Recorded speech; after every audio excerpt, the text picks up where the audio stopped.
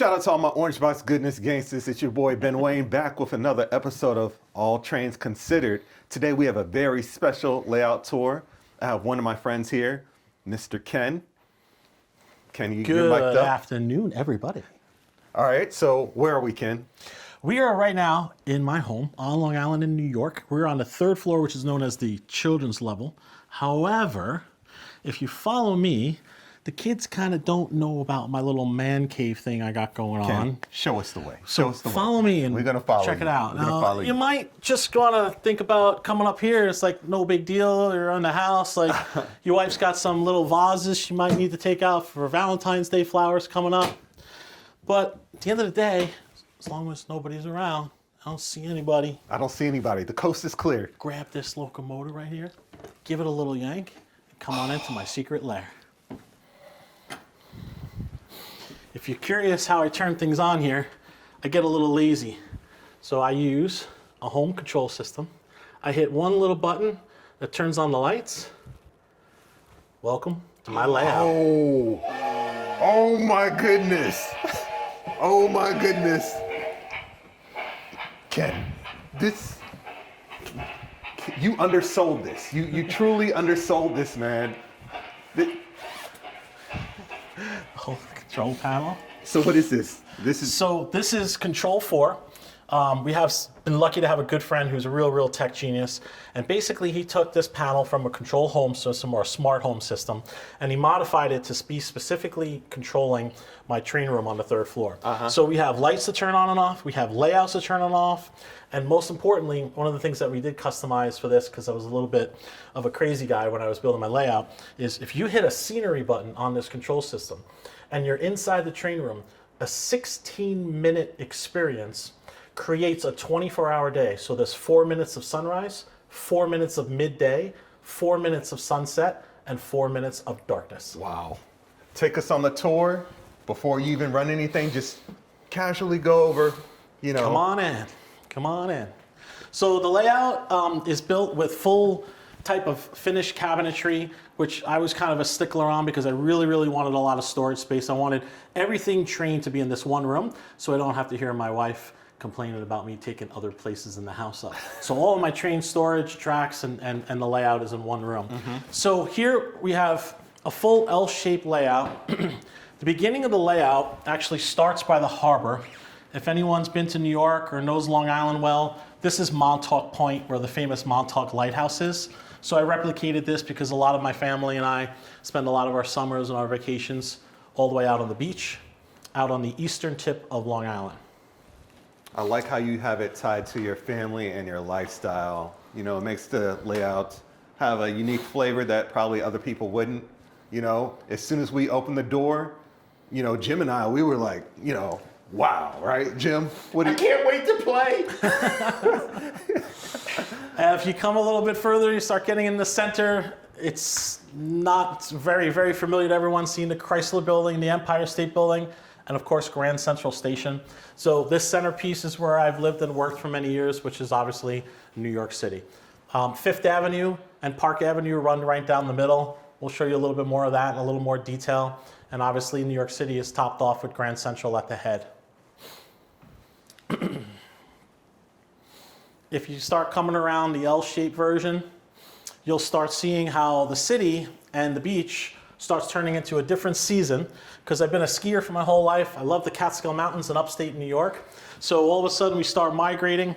The green grasses starts turning into a winter season, and then you have a full ski resort as you head north to the colder air and the colder mountains during the winter season. This is incredible detail.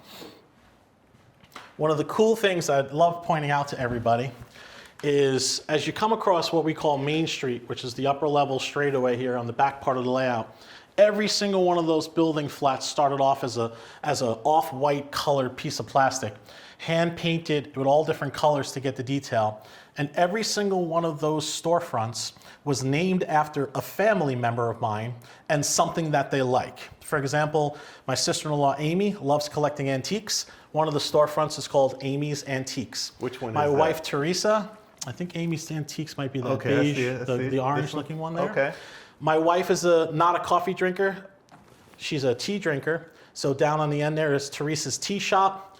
My son Landon loves playing things in like lounges like pool and billiards. So there's Landon's Lounge. And other family members are named and listed there with some custom-made signs. I like that personal touch. Again, that's truly unique, something that will, pretty much only be found on your layout. Yep. One of the other things too is I'm a real life car guy. Love cars, love collecting cars, driving cars, racing cars. So we took Menard's old Dodge car dealership and stripped it of all of its name and badging, put a full Ferrari dealership in here with an illuminated Ferrari sign, and of course a Ferrari on the roof that actually spins around, as well as all the different parts and several Ferraris inside the actual model itself. You wouldn't happen to be looking for a blue Ferrari 458 to put Unfortunately, since all my cars in my collection are blue, it's very hard to find an O-scale car that is in blue, for sure. So if anybody knows of a blue Ferrari 458, what's the specific color? You know the color of it? Blue Scosia. Blue Scosia for my car people. And it needs to be a convertible. And it's got to be the Spider. He got it in the garage. He needs to have it on the layout. One of the cool things too that we realized when we built this room was nothing but studs and fiberglass. Insulation. And it was an unfinished area where the prior family, before I bought the home, would just put their luggage and their Christmas things. But we figured a way out using some engineering to create a balcony inside this room. So believe it or not, inside the train room on our 3rd floor is an entire 4th floor that allows people to go up there and do some rail fanning from the upper level looking down. Well, I got to go up there real quick now. You lead the way. All right, come on up. Got some train art, which is real ballast that was crumbled up. I don't know where I found this, but I think it's one of my favorite pieces. How you feeling, Jim? You okay? I'm doing all right. All right. One cool thing too that my wife thought about was taking the original plans, the actual drawings of all the measurements and diameters of the track, having it blown up and then framing it. And this is the actual version we use. You can see a lot of the markers and crayons and coloring all the switches. The red indicated what was initially going to be one loop of an easy street, which wound up becoming 4 independent loops. So this has been modified a little bit, but all the writing and tear and wear on here is real over time. That's nice. Upstairs, we got a nice little boxcar bench seat that replicates side of a kind of like a storage boxcar bin. Of course, your railroad type of neon clock and some history of railroad artwork on the wall to kind of tie it all in, if you will. But from up here, you get a really, really good look on the right of your screen of where Montauk Harbor and then New York City, and then all the way heading north towards the mountains are. And then Jim standing in the middle of the layout looking amazed. Look at the detail on this, guys, honestly. I still haven't picked up my knock off of the floor yet.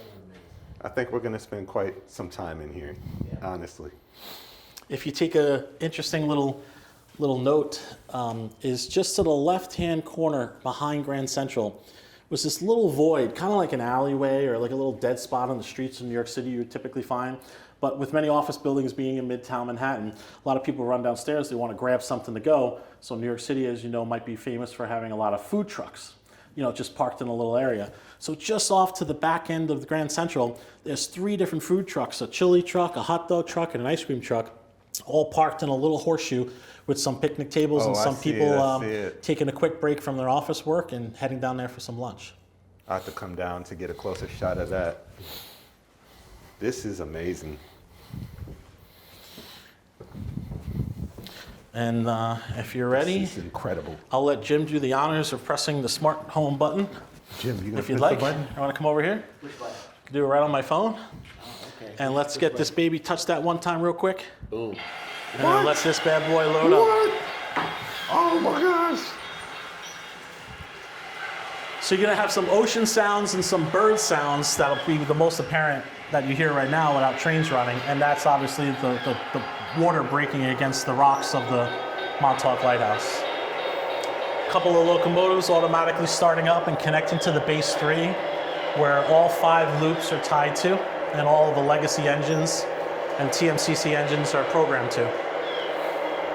You're gonna catch the taxi coming around Grand Central. You're gonna catch the police car coming around through the police building.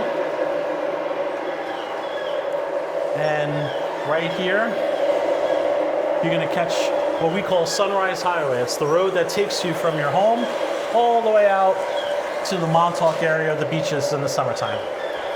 Wow. That is.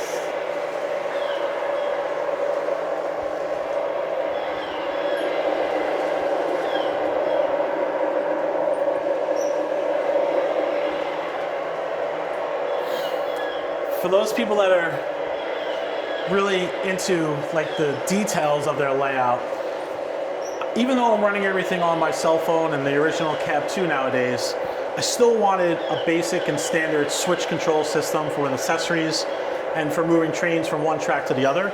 So I still did the traditional style, also for younger kids to work with. But with me wanting to see like the real inside of things, and some people that might be really interested in what goes on beyond the scenes, you hit this little panel light right here, and it actually illuminates behind the black plexiglass and allows you to see all the different crazy wiring and connections, just so you get an understanding of how hectic things are behind the scenes. Gives you an appreciation for, you know, All just the work behind it. the work and the design that went into that control panel. I love how I would leave that light on all the time so you could just really see and appreciate the time I went into building this. Now, how long did it take you to put this layout together? So we had cabinet makers. We were fortunate, believe it or not, to have cabinet makers that were former Steinway piano makers. So real craftsmen with a tremendous knack for creating work. So the cabinetry work took about 2 or 3 months to customize and frame. And then after that, it was 14 months from the minute we placed plywood on top of the cabinets to running trains and finishing it off. Our all power is underneath here. We have 2 Lionel transformers, 4 Bachmann transformers for all of the easy streets, and obviously Cab 2 capability, DCS capability, and the new Base 3 running all the systems. That is nice. Now we might need to turn down one of the engines if that's possible. Yep. Just so it doesn't drown out the audio. Sure. But I just want them to hear every single word that you're saying. Okay. How you doing over there, Jim? I'm doing okay. Are you sure you don't want to get that engine out the car? No, I'm good right now. Oh, okay. I'm good. He got plenty of energy. Okay. This is amazing. Amazing. And one of the things too that I always wanted to have is obviously a lot of storage type of space. So we have storage built onto the wall. Oh, you got the Zephyrs. Yeah, I got that full set. So I have the A, B, and then all the pieces here, including the boat tail rear. One of the things cool. Hold up. We Take your gotta time. let them see it. Take your time. Because, you know, if I move too fast with the camera, they're gonna get upset. So you have each and every one of these. These are highly sought after. Yeah, that's a hard set. That set, when that's an Atlas passenger car set with an Atlas TMCC AB. When you put that whole thing together, it's exactly 27 feet and 6 inches long. So it's a beautiful looking, highly detailed, long train.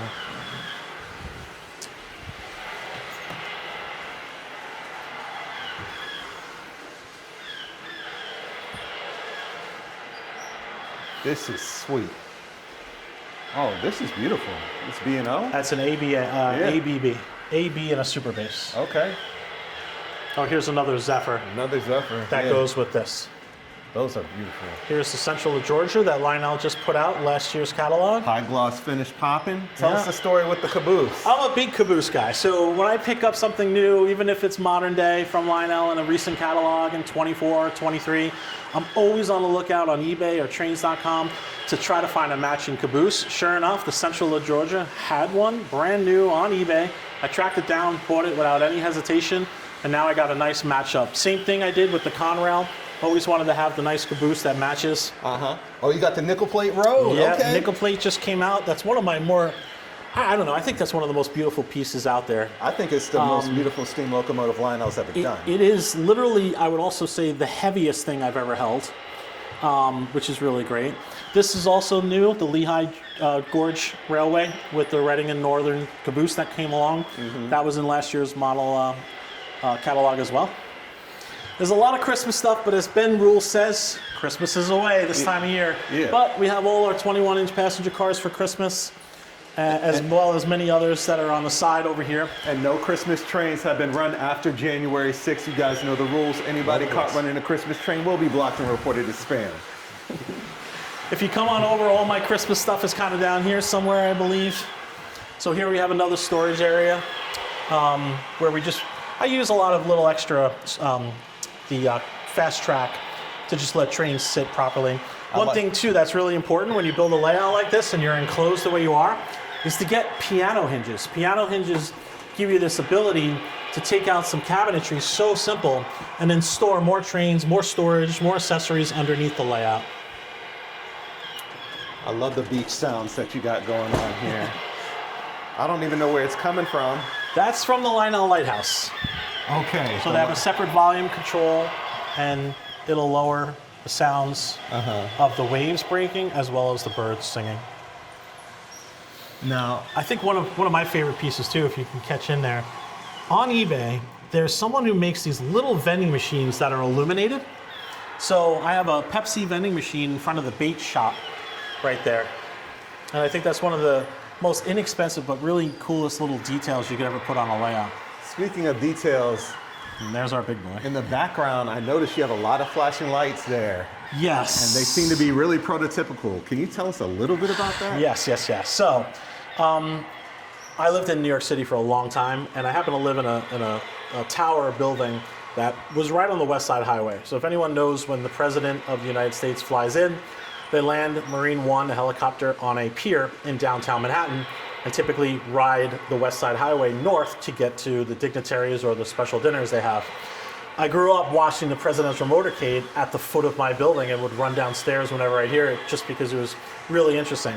So on this layout, we actually have a presidential motorcade coming up Park Avenue in New York City, which is very prototypical because you have the NYPD Highway Patrol, you have the FDNY for fire and medical responses, you have unmarked vans with Secret Service officers, you have Secret Service police cars, and you have ambulances and box trucks that provide service to them. So even the limousine, if you want to come up here, you'll see the limousine. It has the flashing lights as well. And regardless of who you are, whether you're on the blue or the red side, that limousine represents whoever the sitting president is at this time. Wow. Hopefully I'm getting it. Looks like the stoplights change. Yes, so these are operating traffic signals. They are timed. That intersection has one time, so where one side is green, the other is solid red, and they'll go from red, yellow to green in about 9 seconds, repeated over and over again. That is so cool. There's street lights that are operating throughout 4 wraps of city streets, and then 5 independent lines that could be connected, so one locomotive can touch every inch of track by using the switch system. So I like how you have these, you have the flat buildings in the back with the stories, with the family members. You have buildings around the beams, all types of different buildings. You have the detailed Grand Central Station, and then you have Menards buildings mixed out throughout the entire layout. Now, if you follow me on Train Talk Tuesday, I always mention the Menards buildings because they're great for their price point. And even on an expensive layout like this, they still look right at home in the middle of all the detail work that you got going on here. I think that's amazing. I think two of the biggest prominent pieces that I did with Menards is, in New York City, you have to have a parking garage, right? Everyone has a parking garage in New York City. It's a fortune to park your car. We all complain about it during the holidays when we try to go into the city to do some shopping. So I wanted to have a high, tall, good size O-scale parking lot. So I did that. I decorated a little bit with some fancier cars than you'd expect in New York City. And then the other thing is, like anywhere in New York City, wherever you're walking, you're always going to see some type of construction site, whether it's renovation or a new building going up. So we custom hacked the Menards building that was the multi-story future condominium building, and we sawed off the base of it to bring it down a little bit lower took all the little accessories like the bricks and the stone and the dog and the workers, and we customized that so it's at a proper height. We also purchased an O-scale crane, took one of the skids holding the concrete brick off of the Menards building and tied it with a string to the crane so it looks like it was actually lifting some material. Am I getting it? I'm just making sure. Yep, we can get it from another side too. Okay. Yep. And I'm going to get you up and in using the platform system and so forth. Cool. Right? And again, one of the things I always talk about is access, getting underneath your train layout if you need to. It's the smartest thing you could ever do. Even this giant 6-shelf system right here, it's on wheels. All you need to do is pull this out and you have full access underneath. What? This is crazy. So that's how you, okay. I was wondering how you access everything. Yep. You doing okay, Jim? Jim is in awe at the moment. Yep. This is one of my favorite scenes here too. This is a little construction scene on a highway where you have some workers, you have a crane, you have a guy in the ditches, you have all the cones. But one cool thing I also found when I was doing my searches and finding some interesting pieces was this illuminated trailer that's typically on highways, major highways, showing what the warning sign is up ahead. Oh, wow. Now, did I just see a TV store with TVs? Absolutely. Woodland Scenics has the Smith Brothers TV, and it's a repair shop, a television and appliance repair shop. So all the TVs that are inside there have been dropped off by customers to get worked on, and most of them are being worked on because they're flickering or out of order. Oh, man. That is so cool. And you guys can see the streets, the lights, everything. This is just amazing. Thank you for lifting that for me. Another really cool scene if you want to get in. This was almost one of the first little areas, little vignettes that I kind of did.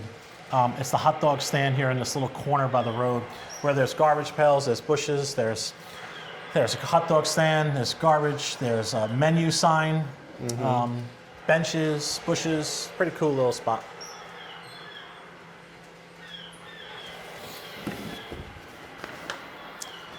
And I did mention earlier to Ben and Jim that I'm a car guy. So when we have people come up for the first time, I hand them this piece of paper and it's titled "Where Am I?" If you can't see it, I'll read it to you a little bit. But there are 13 famous movie cars placed on the layout.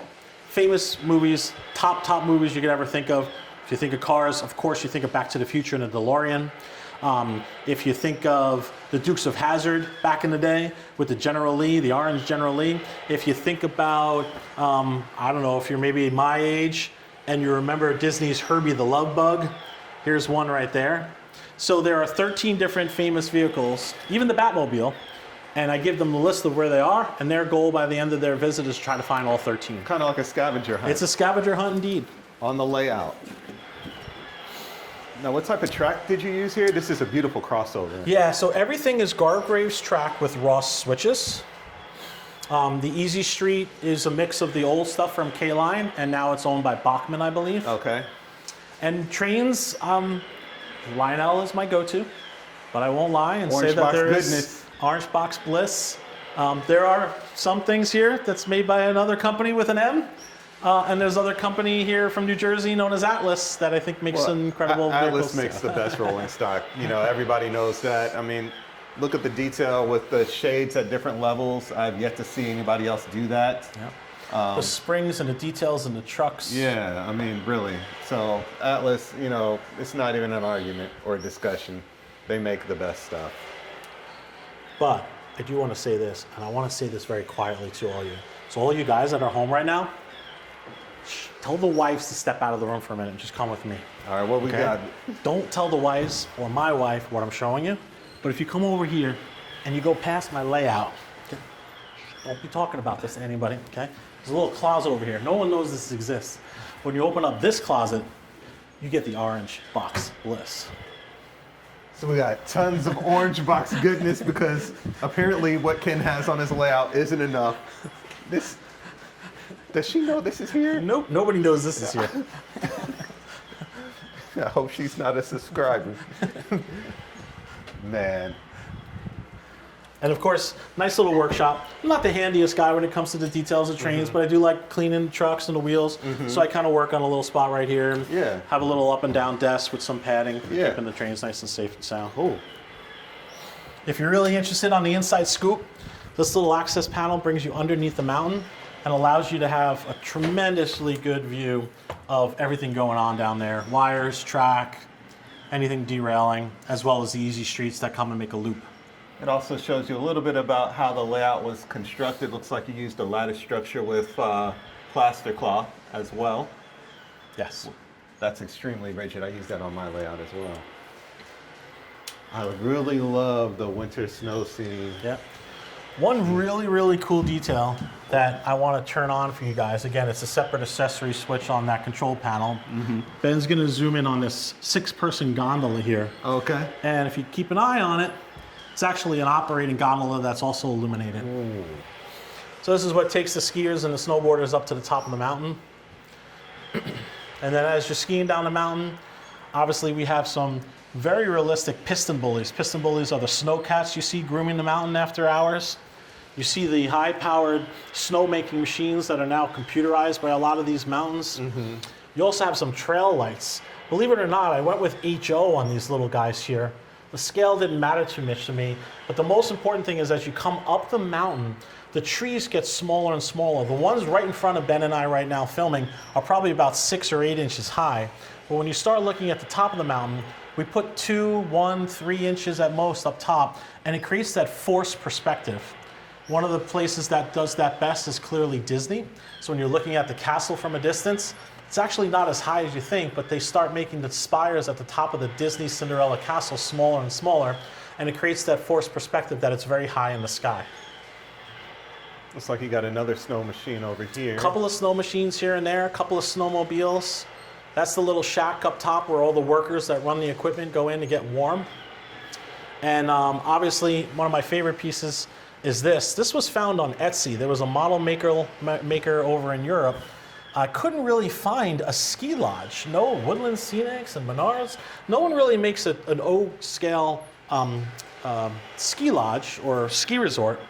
So I went overseas and looked on Etsy, and sure enough, over there where skiing is like second nature, there's a couple of people that made that. Also on the ski mountain, I think it's one of my favorite spots. It's a big fan favorite. Is this little circle area with the flickering bonfire. That is so cool. I love the attention to detail there.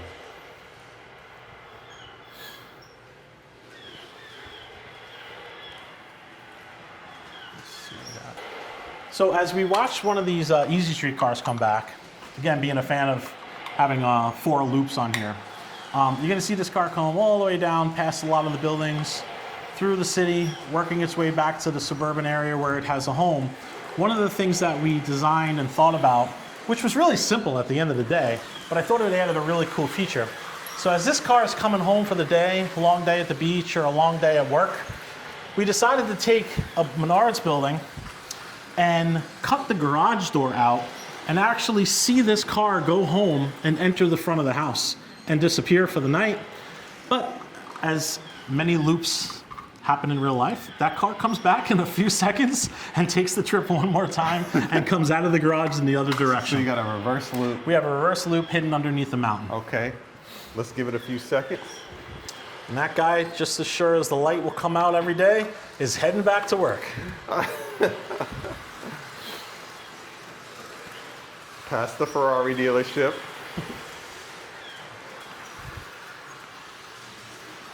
And back to work.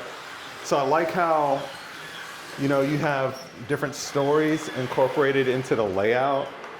You know, it's not just random cars moving. The car has a story. You know, it has Absolutely. a journey. The guy's got to go to work. Absolutely. Cool. And then I like the station that you have back there as well. Yeah, Let so me get Grand close to Central that. Station. So this is pretty neat. I want to do a shout out to Trainworks, CW Trainworks down in Texas. Roger Farkash is the owner and the designer of that. So Lionel commissioned them to build 250 of these very, very detailed, right down to the clock on the front top roof line. He produced 250 of these. They're illuminated on the inside. And they were sold, a good number of them all over. Number 1 of 250 is still being used for the holiday train layout every year. That's set up in Grand Central Station in New York City. This is number 22 that I again found on eBay and purchased from someone overseas. It came with every single thing that was in there, the lights, the spare bulbs, the wires, the front clock.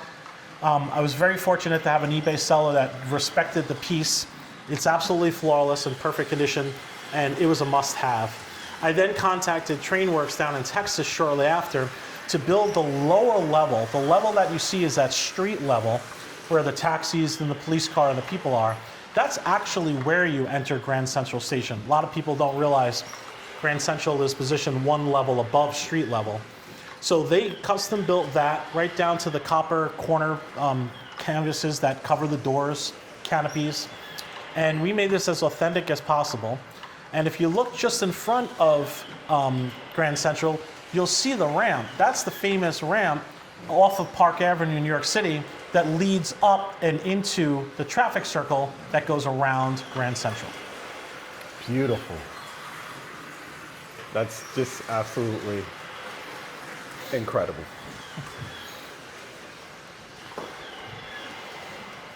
All right, do you want to run a train? So Yeah, we can get some things going. Yeah, I think I'm gonna run everything. I'm gonna give you guys the works. Bear with us on the sound.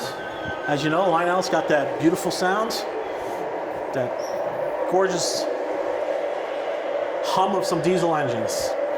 So I'm gonna run mostly on the Cab 3 today. I'm gonna run 1 train with 1 loop on my favorite MTH, which is the Southern Pacific. That one's a nice passenger car that's gonna come around as well.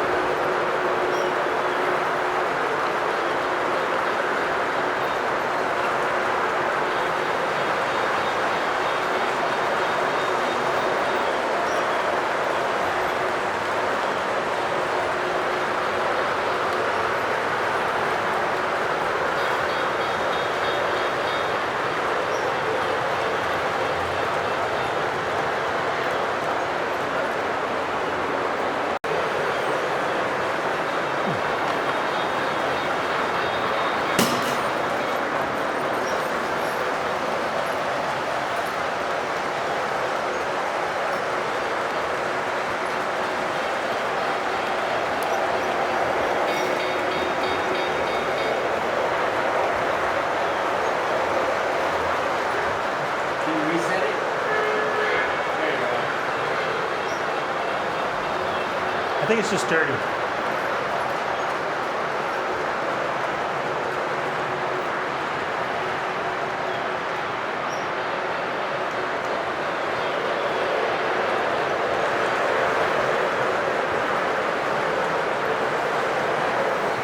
It's a little dirty.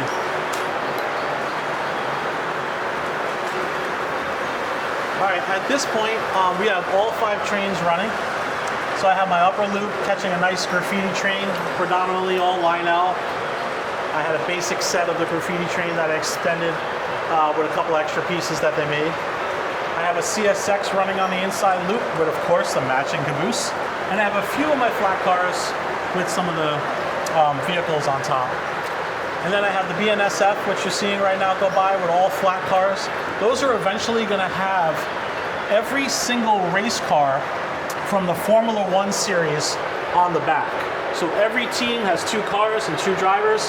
There's 10 teams in 2024. So there'll be 20 cars on those flatbeds as if the train is taking them to their next destination. I didn't stop there because I'm a little crazy. Of course, in addition to that, we have a crane that will take cars that are broken or crashed. We have the medical car by Aston Martin. We have the safety car by Aston Martin. And I also have an ambulance in case anyone really gets hurt. So that flat car is going to eventually hold everything for Formula One. George Russell doesn't need a car. Nobody likes George Russell. Yeah, I think you're Santa Fe in the back. You gotta stop.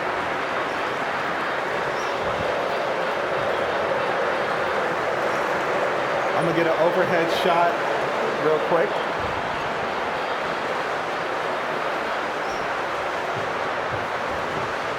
This is just absolutely insane.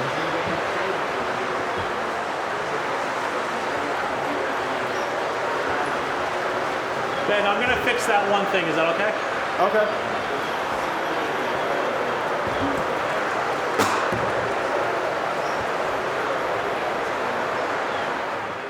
So that was a brief tour of Ken's amazing O-scale layout. You might have to watch this video twice just to take in and appreciate all the detail. Ken, thank you so much.